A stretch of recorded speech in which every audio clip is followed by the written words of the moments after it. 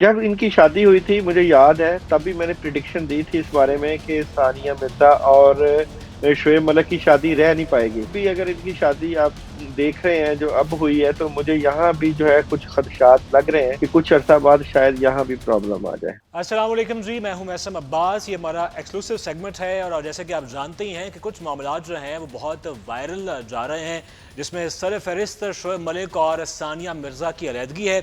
उसके अलावा अगर पाकिस्तान की स्पेसिफिकली बात की जाए तो पाकिस्तान में इलेक्शन बिल्कुल करीब हैं, चंद दिन की दूरी पे हैं। इलेक्शन के हवाले से भी बहुत सारी बातें हो रही हैं, हर कोई अपने अपने अंदाज में इस पर बात कर रहा है। आज हमने सोचा कि एक मुख्तलिफ अंदाज में इन तमाम तर इशूज़ पर बात की जाए और आज हमारे लिए एजाज़ की बात है कि हमें ज्वाइन किया है दाऊद साहब ने, जो कि एस्ट्रोलॉजर भी हैं। हॉरोस्कोप के हवाले से उनकी जो चीज़ें हैं वो आपके सामने हैं। टैरो का रीडर भी हैं। कुछ उनसे जानते हैं सितारों का हाल।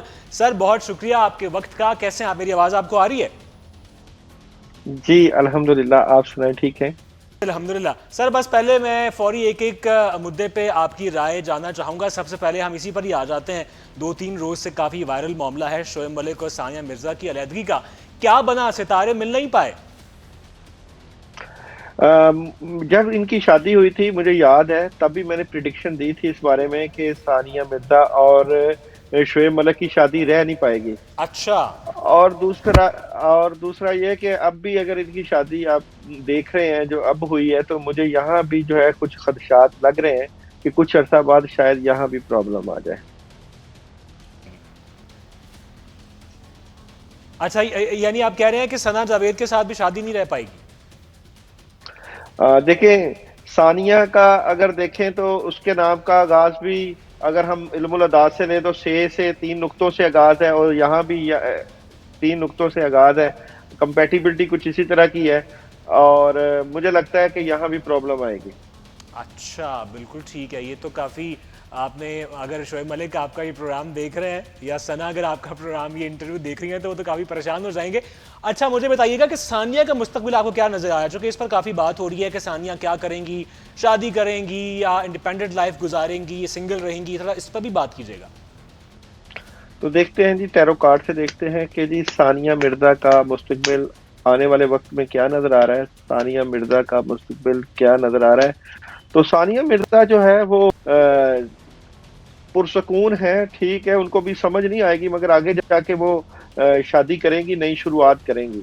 मगर उसके लिए उसको 3 साल का अरसा लगेगा। आफ्टर 3 इयर्स सानिया जो है बड़ा फैसला करेंगी। अभी वो मुतमिन है, छोड़ के जा रही हैं, अभी उनको जज्बाती हैं थोड़ी सी, उनको समझ नहीं लग रही क्या करना क्या नहीं करना। मगर अपने वालिदैन की रजामंदी से तो नई जिंदगी का आगाज करेंगी आफ्टर 3 इयर्स। 3 साल के बाद सानिया की शादी होगी और ऐसे इन्होंने कहा कि शोएब मलिक और सना जावेद के मामला भी उनको बहुत को अच्छे नज़र नहीं आ रहे। अच्छा, वैसे आपकी ज़ाती राय क्या है इस इशू पर? ज़ाती राय भी आपकी जानना चाहूँगा। चलो, जो तारों का हाल है वो तो है ही है। ये कैसा फैसला साबित होगा शोएब मलिक का? देखिए जी, फैसला कुछ इस तरह का है कि शोएब मलिक को, अगर मैं जाती तौर पे उसकी पर्सनैलिटी, मैं जाती तौर पे भी, मगर मैं क्योंकि टैरो कार्ड और एस्ट्रोलॉजी से ही देखता हूँ, तो शोएब मलिक की जाती पर्सनैलिटी को मैं देखूंगा कि उनकी पर्सनैलिटी क्या है। उसी पर्सनैलिटी से रिलेटेड ही उन्होंने शादी करवाई है। तो यहाँ पे उनकी पर्सनैलिटी डिपेंड करती है कि वो किस तरह के मामला लेकर चलते हैं। तो शोएब मलिक की जाती पर्सनैलिटी किस तरह की है, इसकी वजह से इनको जो है शादियों का जो है आगे कहीं शौक तो नहीं है कहीं। तो देखते हैं जी शोएब मलिक की जाती पर्सनैलिटी किस तरह की नजर आती है। तो शोएब मलिक की जाती पर्सनैलिटी ये है कि जी शोएब मलिक जो है वो शौक रखते हैं लड़कियों के साथ राब्तों के, कम्युनिकेशन, और ये शौक इनको मरवा देता है। कुछ अर्सा तक अगर इन्होंने अपने शौक को ना सही ठीक किया तो प्रॉब्लम रहेगी। तो ये खान साहब जैसी एनर्जी देखें शोएब मलिक साहब, मुझे नहीं लगता कि इन्होंने अगर ये फैसला किया तो ठीक किया। मगर ये है कि इनको अच्छे तरीके से सारे मामला को देख के चलना चाहिए। ठीक है जी, इस मुद्दे पे तो आपने बड़ा शायद हमें बताया कि क्या हो सकता है क्या नहीं हो सकता। तो सियासत पर आ जाते हैं। ये एक और मुद्दा जो है वो बहुत ही इस टाइम जिसे कहते हैं ना हॉट केक बना हुआ है।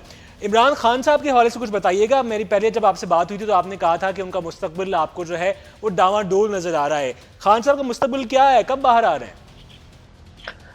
तो देख लेते हैं जनाब, टैरो कार्ड से देख लेते हैं कि खान साहब का मुस्तकबिल क्या नजर आता है, आने वाले वक्त में खान साहब की क्या एनर्जी नजर आती है।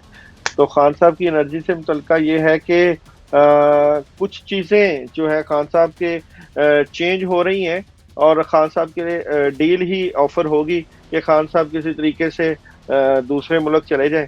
अगर खान साहब डील का हिस्सा नहीं बनते तो खान साहब के लिए अभी प्रेशर रहेगा, मुश्किल वक्त नज़र आता है। अभी तो खान साहब प्रेशराइज रहेंगे। मुस्तकबिल के हवाले से ये है कि अभी उनके ऊपर दबाव रहेगा। ठीक है जी, खान साहब पे दबाव रहेगा। अगर डील उनको ऑफर की जाती है, मान लेते हैं, तो आसानी हो जाएगी। अच्छा, इलेक्शन में कुछ बताइएगा। मियाँ साहब के हवाले से बहुत बात हो रही है कि मियाँ साहब एक दफ़ा फिर वजीर आजम के रूप में हमें नजर आएंगे। आपको भी ऐसे ही लगता है? मियाँ साहब की एनर्जी को देख लेता हूँ यहाँ पे। मियाँ नवाज शरीफ साहब की करंट एनर्जी क्या नजर आती है, टैरो कार्ड से देखते हैं कि मियाँ नवाज शरीफ साहब की करंट एनर्जी क्या नजर आती है। तो मियाँ साहब भी इस वक्त प्रेशर में हैं, टेंशन में हैं, और कुछ चीज़ें जो है उनकी समझ में भी नहीं है। लेकिन मैं समझता हूँ कि खान साहब की बजाय मियाँ साहब की जो एनर्जी है वो पॉजिटिव भी है, क्योंकि ये कार्ड है एम्परर का कार्ड। तो यहाँ पे ये है कि मियाँ साहब की पक्की डील हुई हुई है, और मुझे लगता है कि मियाँ साहब को इक़्तिदार की तरफ जो है वो लाया जाएगा। और ये भी बताइएगा कि मियाँ साहब के आने से कुछ हालात बेहतर होंगे माशी लिहाज से ओवरऑल पाकिस्तान के? ये तो आपने कहा है कि 2024 का साल पाकिस्तान के लिए अहम तब्दीलियाँ ला सकता है, तो वो तब्दीलियाँ मुस्बत ही होंगी ना? नहीं, अगर मैं न्यूमरोलॉजी से देखूं तो 2024 को देखें तो 8 का अदद है, और ये पूरी दुनिया के लिए बहुत मुनफरद किस्म की तब्दीलियां नजर आती हैं। इनकलाबी तौर पे ये अजीबो-गरीब किस्म की चीजें पैदा होंगी, तख्त या तख्ता वाली सिचुएशन होगी, जिस तरह आलमी जंगों का आगाज होना, जंगों का बढ़ना, प्लस ये कि मुल्की हालात के ऊपर तब्दीलियां, कुछ चीज़ें बड़ी पॉजिटिव हो जाएंगी, कुछ चीज़ों से मुतल्लिका काफ़ी चीज़ें नेगेटिविटी का शिकार भी रहेंगी। मगर पाकिस्तान के लिए खासकर मार्च के बाद चीज़ें बेहतर होना शुरू होगी, और अगस्त तक अगर स्टेबिलिटी हो गई और अगस्त तक चीज़ें इन्होंने मैनेज कर ली तो फिर तो बड़ा ज़बरदस्त रहेगा। और अगर इसी तरह ही मामलात जो है वो डिले और रुकावटों में रहे तो पाकिस्तान के लिए भी प्रॉब्लम हो सकती है। ओवरऑल 2024 को पाकिस्तान का तकदीर बदलने का साल मैं कहूँगा। बिल्कुल ठीक है जी। अच्छा, एक और तीसरे खिलाड़ी भी मैदान में हैं जो कि स्पीचेस तो बहुत अच्छी कर रहे हैं, लोगों को मुतासर कर रहे हैं। बिलावल भुट्टो यंग ब्लड हैं। बिलावल भुट्टो के साथ के बारे में ज़रा बताइएगा कुछ। देख लेते हैं जी, बिलावल भुट्टो जरदारी का क्या फ्यूचर नजर आता है।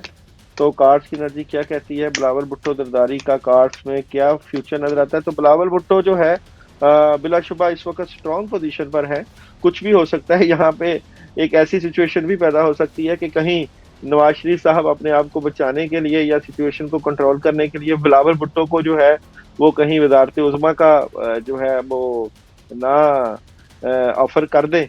तो यहाँ पे एक खेल खेला जा सकता है। पीपल्स पार्टी एक बड़ा खेल खेलने की पोजीशन में भी आ सकती है। बिल्कुल, यानी आप कह रहे हैं कि ऐसा भी हो सकता है कि बिलावल भुट्टो पाकिस्तान के अगले वजीर आजम बन गए। सर, और कुछ आप बताना चाहें साल 2024 के हवाले से, इलेक्शंस के हवाले से, कोई मशवरा देना चाहें लोगों को कि वो कैसे इस इलेक्शंस में जाएं? देखिए जी, 2024 के मुतल्लिका ये चीज़ें तो आपको काफ़ी सोचना पड़ेंगी कि सिचुएशन के इलेक्शन से पहले इलेक्शन हो रहे हैं। इलेक्शन से पहले इलेक्शन ये कि जो इलेक्शन हकीकतन होंगे वो तो आपके ये जो वोट होंगे उसके बाद होगा कि किसने इक़्तिदार और किसको सिलेक्ट किया जाएगा या कौन कौन सी गिनती गिनी जाएगी। ये सेलेक्ट किया जाएगा। एक एस्टेब्लिशमेंट के सितारे क्या कह रहे हैं? इलेक्शंस फेयर होंगे या उसमें भी कोई गड़बड़ होगी? देखते हैं जी, एस्टेब्लिशमेंट के सितारे एक ही कार्ड से क्या कह रहे हैं।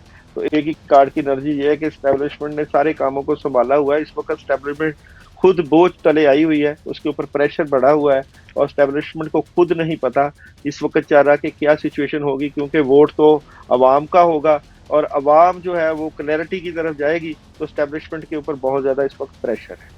बिल्कुल ऐसे है जी। आपने बड़ा खुल के बताया है, हर एक के हवाले से, हर एक जो अहम स्टेक होल्डर है उसके हवाले से हमने जानने की कोशिश की है। बहुत शुक्रिया आपके वक्त का, और हम आइंदा भी जो है वो आपको ज़हमत देते रहेंगे इस हवाले से।